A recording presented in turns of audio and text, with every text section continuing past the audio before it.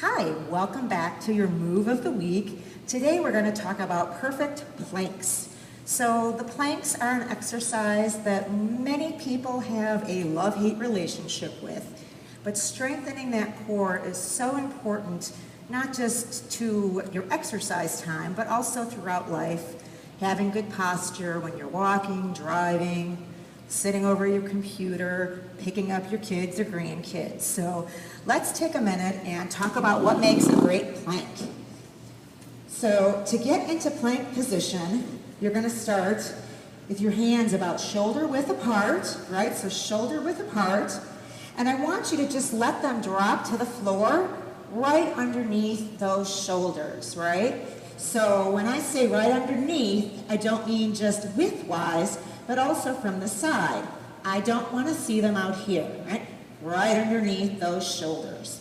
From this position, you're going to bring one foot back and go up on the ball of the foot, right?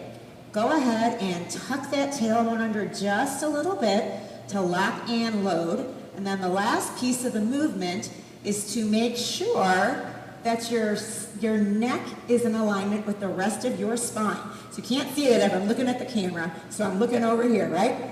Once you feel like you can put a little bit of weight on your hands and that one leg, then you can take the other leg right out there and come into a nice straight line.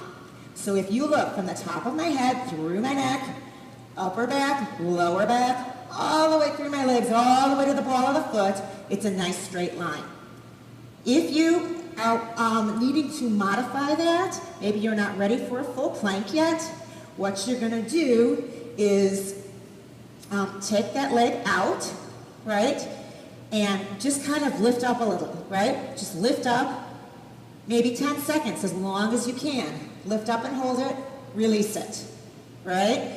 Another way you can modify that, right? Start with those hands shoulder width, put them on the mat, pull those shoulder blades down, extend the neck, bring that leg out, okay? Same thing so far. From that leg extended position, drop the knee, right?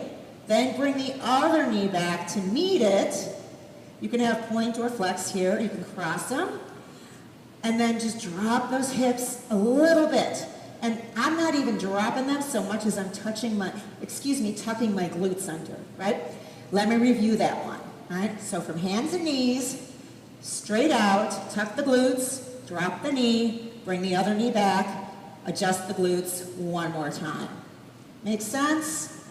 All right, so that's a couple ways that you can modify planks when you're ready to try those or practice them. So let me show you a couple of things I don't want to see in your plank, okay? These are some really, really common ways of making mistakes. So I already talked about the first one, which is when hands are so far out. Normally what happens when the hands are this far out, the hips come up, right? Now you're making almost, it's like you're somewhere between a plank and a downward dog, a yoga pose, right? So to correct that, just bring those hands right under.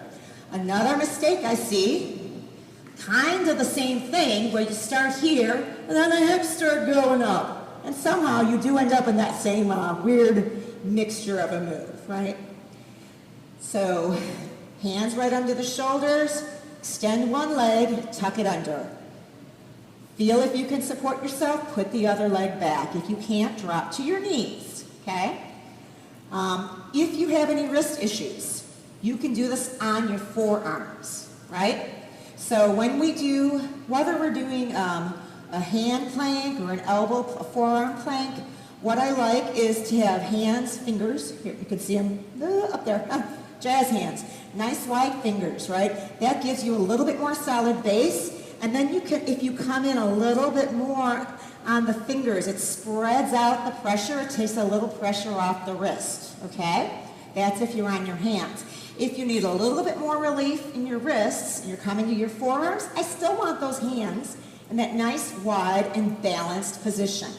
You're just going to have your elbows right under your shoulders versus your hands. Pull those shoulders back, right? Same thing then. Extend one leg, lower those hips, It helps if you have a mirror or someone to help you, but if you don't, see me, and I'll help you, okay? And then go ahead and pop that other knee up. And now you're in a nice plank on your forearms, all right?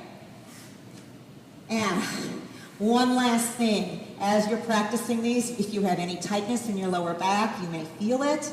To release your back, whether you have pain or not, I like to do these after planks.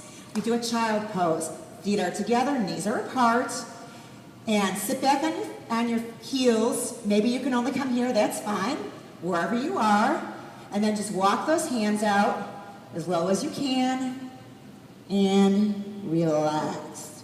You should feel a nice stretch through your hips, your lower back, maybe even a little bit through your shoulders. So that's your perfect plank primer. Alliteration, right? Thanks so much for watching, and I'll see you in the studio soon.